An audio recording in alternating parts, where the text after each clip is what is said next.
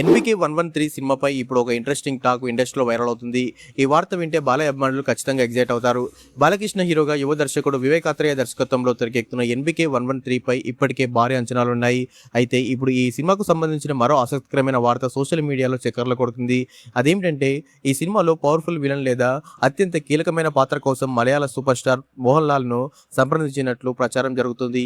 ఈ వార్త నిజమైతే బాలయ్య మరియు మోహన్ లాల్ ఒకే స్క్రీన్ పై తలబడటం అభిమానులకు నిజంగా ఒక పెద్ద విజువల్ ట్రీట్ అవుతుంది. ఇద్దరు తమ తమ ఇండస్ట్రీలో లెజెండ్స్, వారి మధ్య సన్నివేశాలు ఉంటే సినిమాపై భారీ అంచనాలు మరింత పెరగడం ఖాయం. ఇక దర్శకుడు వివేకాత్రేయ కూడా ఈ సినిమాను తన కెరీర్లోనే అత్యంత భారీ స్థాయిలో తెరకెక్కించబోతున్నారని సమాచారం.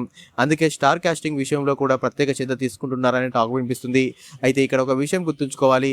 ఇప్పటి వరకు ఈ విషయంపై చిత్రబృందం నుంచి ఎలాంటి అధికారిక ప్రకటన రాలేదు.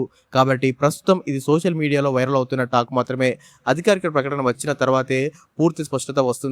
ఒకవేళ ఈ కాంబినేషన్ నిజమైతే మాత్రం ఎన్బికే 113 పై హైప్ మరో స్థాయికి వెళ్లడం ఖాయం. బాలయ్య వర్సెస్ మోహన్ లాల్ పోర్ను పెద్ద తెరపై చూడాలని చాలా మంది అభిమానులు ఇప్పటికే కామెంట్లు చేస్తున్నారు. మరి ఈ కాంబో నిజమవుతుందని మీరు అనుకుంటున్నారా?